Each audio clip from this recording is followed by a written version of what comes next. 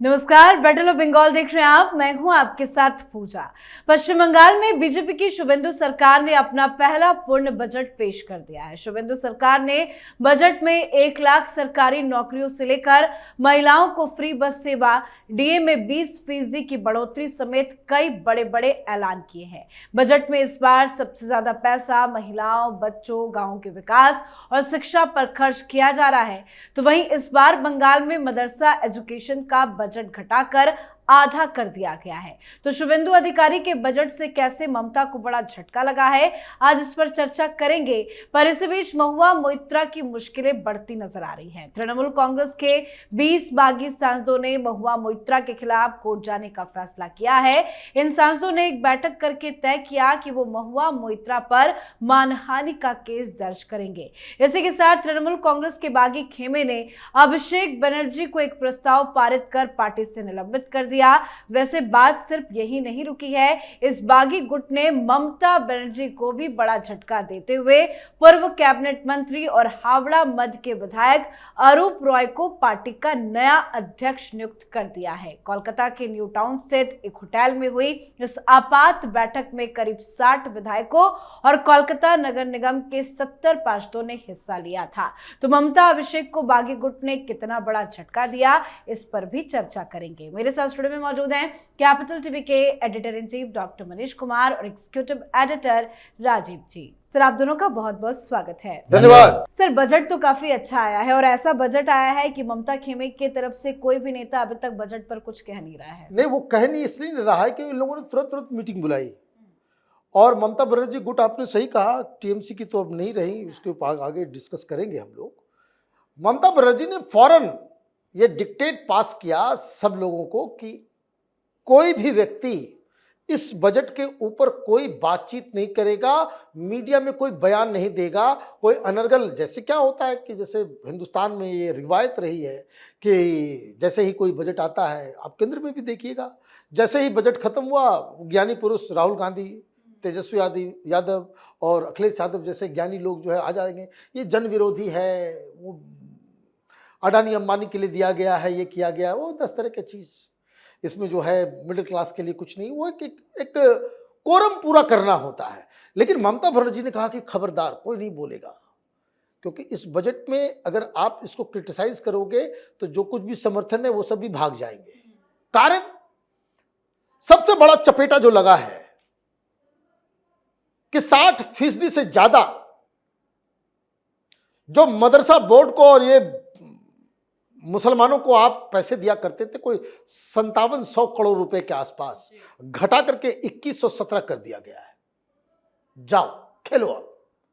और ये 2117 जो किया गया है वो इसलिए भी किया गया है क्योंकि अब आगे इसका ऑडिट भी होना है कि कितने सरकारी रिकॉग्नाइज लोगों के पास जा सकता है, कितना अनर्गल, और जो लोग पहले अभी तक लेते आए हैं उसके ऊपर भी कार्रवाई। तो एक बहुत बड़ा पॉलिटिकल मैसेज गया, लोग प्रसन्न कि ये माइनॉरिटी पॉलिटिक्स जो है बंद होना चाहिए। दूसरा, सरकारी लोग भी खुश, 20% बढ़ा दिया। अब क्या हुआ, केंद्र के साथ बराबरी हो गई, अब 38%, पहले 18 था, अब 20% बढ़ा दिया गया तो हो गया 38। तो फिर जनता भी खुश और सरकारी अधिकारी भी खुश। और महिलाओं के लिए बम्पर 1 लाख नौकरी और 33% महिलाओं को रिजर्वेशन। बाकी जितना भी अन्नपूर्णा योजना, ये तमाम। अब सबसे बड़ी चीज क्या है इस बजट में, बंगाल के लोगों ने अभी तक गुड गवर्नेंस देखा नहीं पिछले 50 सालों में। ये आप समझ लीजिए, कभी गुड गवर्नेंस देखा ही नहीं। पहली बार ऐसा हो रहा है कि केंद्र की सरकार जो बिल्कुल बंगाल को देने के लिए आतुर है और वहां की एक सरकार जो वहां से लेने के लिए तरह तरह की योजनाएं। आप देखिए 5 साल के अंदर, और जिस तरह का ये बजट आया है, मैं एक बात को बार बार कहता हूं कि कोई भी सरकार कैसी चल रही है, क्या ये अचीव करेगी, उसका ब्लूप्रिंट पहले 1 साल में ही समझ में आ जाता है।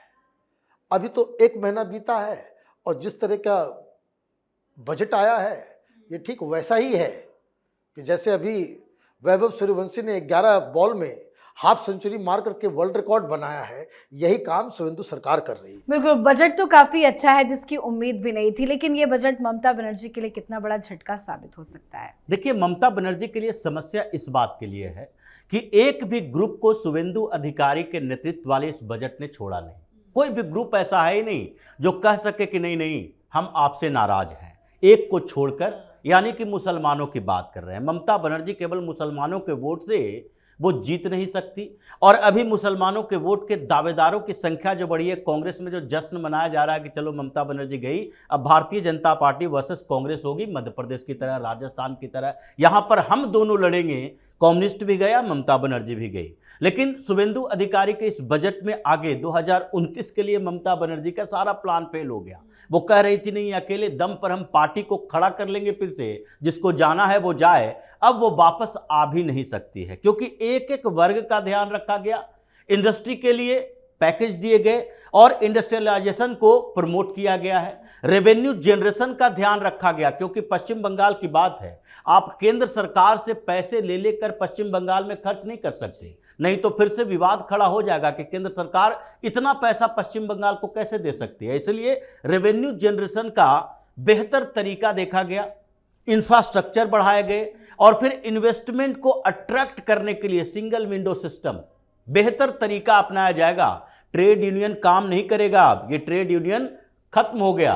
अब सीधे सरकार उन इंडस्ट्रियलिस्ट को अपने तरीके से काम करने की छूट देगी, और सोशल वेलफेयर फंड जितने हैं, जितने लोगों के पास जाना चाहिए, चाहे बेरोजगार युवक हो या फिर महिलाएं हो, या वृद्धावस्था पेंशन हो, विडो पेंशन हो, ये सारे सोशल वेलफेयर स्कीम को भी जिस तरह से डिजाइन किया गया है, कोई भी वर्ग ये नहीं कह सकता जो सोसाइटी में बैठा हुआ है कि हमारे साथ नाइंसाफी हुई है। महिलाओं की सुरक्षा की बात हो रही थी और महिलाओं की सुरक्षा केंद्रित बजट बनाई गई।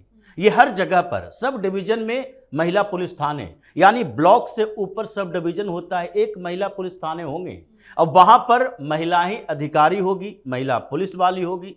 अब महिलाओं को वहां पर जाकर शिकायत दर्ज करने के लिए ऐसा नहीं होगा कि ये संदेश खाली की घटना चल रही है और महिलाएं पुलिस थाने जा रही है, वहां जो बैठे हुए ममता बनर्जी की पुलिस है वो वहां से भगा दे रही है। तो जो पूरी तरह से बजट में एलोकेशन किया गया है, जॉब जनरेशन से रेवेन्यू जनरेशन तक, इंफ्रास्ट्रक्चर से लेकर आगे इन्वेस्टमेंट तक, उससे लगता है कि 2029 तो छोड़िए, उसके आगे आने वाले समय के लिए भी ममता बनर्जी का दरवाजा बंद हो गया।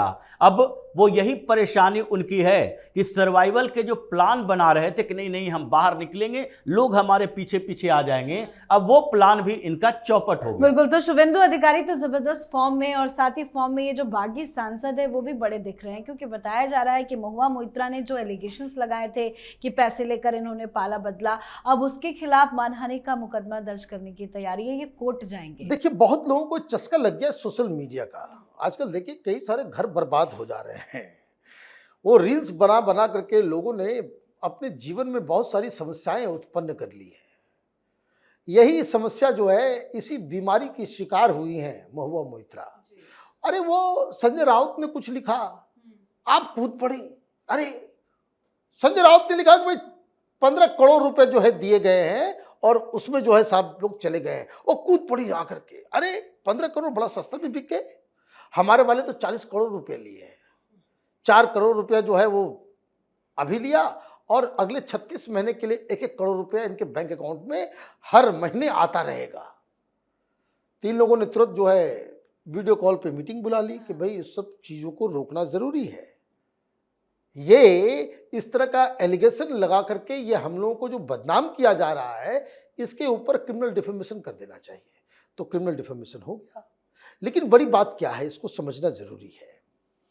All the legal battles Mamata Banerjee is losing. आप ऐसी ऐसी गलतियां कर रहे हो कि आपको कहीं से कोई राहत वाली खबर, पिछले 6 महीने से हम लोग ये बैटल ऑफ बंगाल कार्यक्रम कर रहे हैं।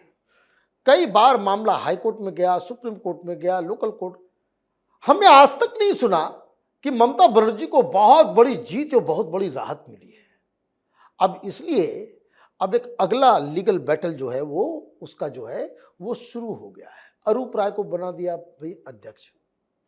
पार्टी की चीफ कौन? अरूप राय।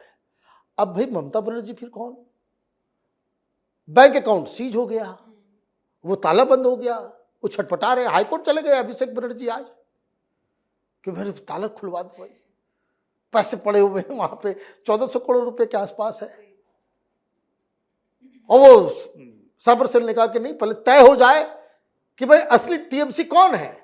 ये ऋतुव्रता बनर्जी बहुत धीरे धीरे धीरे धीरे he is taking right steps in right direction, और लीगल बैटल जो है वो उनके फेवर में जा रहा है। तो ममता बनर्जी तो कहीं की नहीं रहेगी, न पैसे रहेंगे न सिंबल रहेगा, क्योंकि अब ये लड़ाई ये दूसरे जोन में चला गया। बिल्कुल, क्योंकि सिर्फ बागी सांसद ही मीटिंग नहीं कर रहे हैं। ऋतुव्रत बनर्जी का जो गुट है उन्होंने भी एक मीटिंग की है, जो ये फैसला लिया गया ममता बनर्जी और अभिषेक के खिलाफ। उस खेमे में क्या कुछ चल रहा है? देखिए, इन लोगों की एक पूरी प्लानिंग थी।